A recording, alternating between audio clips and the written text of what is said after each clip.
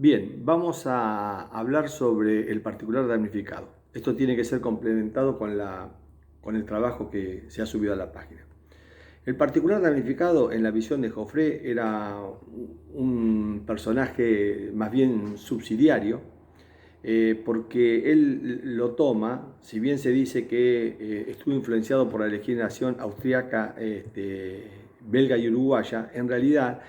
él se deja guiar por el Código de Instrucción Criminal francés, en el que el motor del proceso penal es el funcionario público.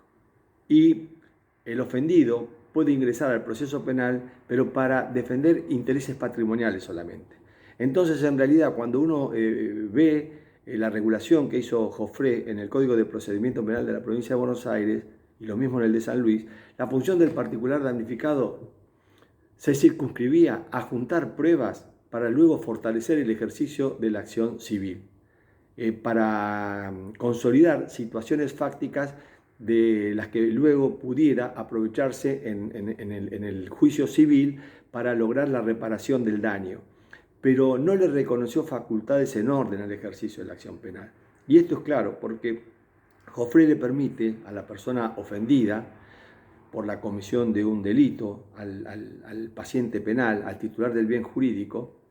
cuando sufre un daño concreto, directo y actual, presentarse como particular damnificado en delitos de acción pública. Pero ¿qué es lo que dice? Solo con las facultades que el Código establece. ¿Por qué?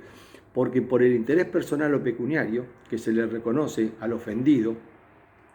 en la sustanciación del proceso penal, la disposición lo autoriza a intervenir de manera excepcional, porque tal intervención podría alterar la facultad del Ministerio Público, que es el único encargado,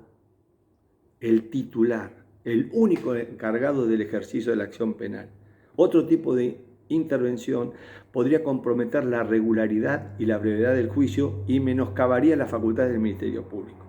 ¿Qué quiere decir esto? Que el particular damnificado solo iba a poder intervenir para presentar diligencias de prueba tendientes a comprobar el delito y descubrir a los culpables, pedir medidas cautelares.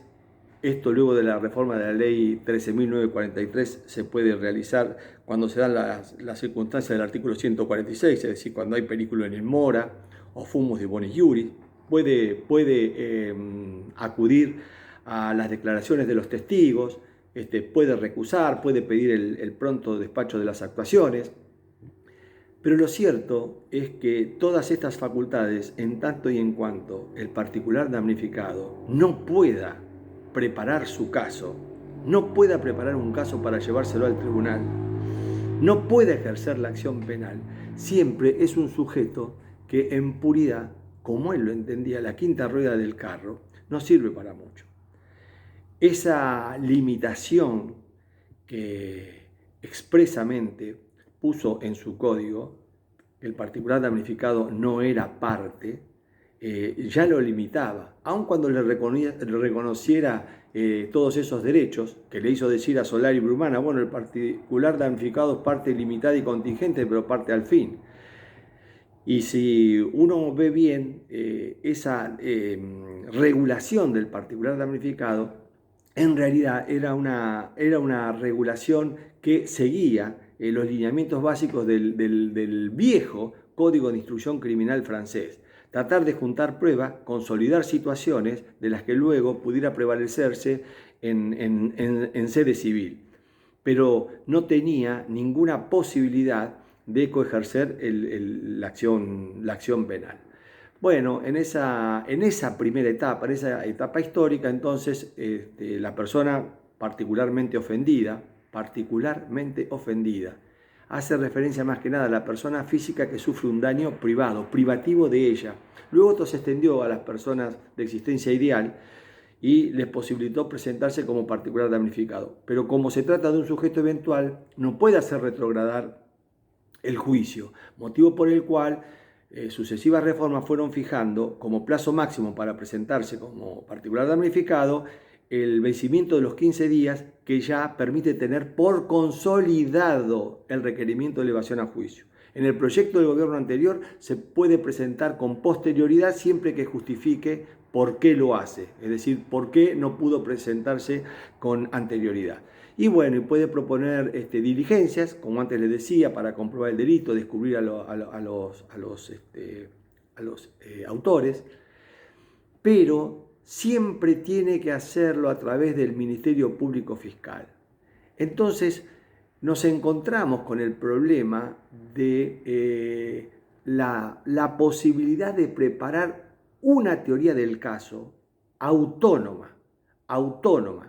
es decir, un diseño de su propia teoría del caso para defender, llegado el caso, y si es que pasa el examen del órgano de control, del juez de garantías, en un debate oral. Entonces, este particular damnificado, así, con esa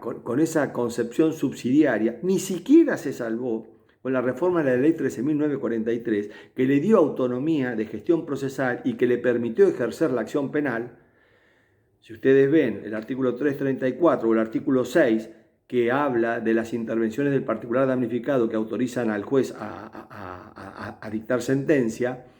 claro, se le reconoce el ejercicio de la acción penal, pero un particular damnificado tan debilitado, un particular damnificado que va a un juicio después de 2 pedidos de sobreseimiento, o que no pudo ir armando su legajo, un legajo en orden, porque comparte el espacio del acusador público, un legajo en orden al espacio que ocupa el acusador y que le permitiera juntar pruebas para luego poder llevar el caso a juicio, o si tiene discrepancias insalvables con el acusador, bueno, habría que ver en función de las reglas del litisconsorcio activo, si el fiscal le deja el ejercicio de la acción penal, convirtiendo la acción penal pública en privada, pero para esto hay que prepararlo. Y la historia que nos trae el particular damnificado del Código Joffre es una historia pobre, porque no ha mirado Joffre al Código Nacional, no ha mirado a lo que hizo Manuel Obarrio cuando ya en el año 1889 le permitía al querellante particular presentarse como acusador particular y abrir con su acusación, y ante el pedido de sobreseimiento del fiscal, el juicio, si el juez de instrucción estaba de acuerdo con la acusación particular del querellante y no con el pedido de sobreseimiento del juez. O sea que ese desconocimiento del carácter de parte que hacía Joffre del particular damnificado en el Código de Procedimiento de la Capital Federal era completamente desmentido. Y era desmentido nada menos que por la Corte de la Nación, quien en el caso Maresca reconoció que las reglas del debido proceso lo único que exigen es la existencia de una acusación, sin que se haga carácter o distingo entre el carácter público o particular del que la formula. Ya la existencia de una acusación permite garantizar la defensa en juicio. Esto es, a partir del caso Maresca y el mismo Código Penal de 1921 que no prohibió que el ofendido ejerciera la acción penal, con la acusación de la víctima se podría abrir el juicio y garantizar la defensa en juicio. Nada de esto podía hacerse en la concepción de Joffre, de Rivarola y de todos aquellos autores, Soler, Vélez Mariconde y Núñez, que querían expulsar a la víctima del proceso penal porque entendían que introducía la venganza privada.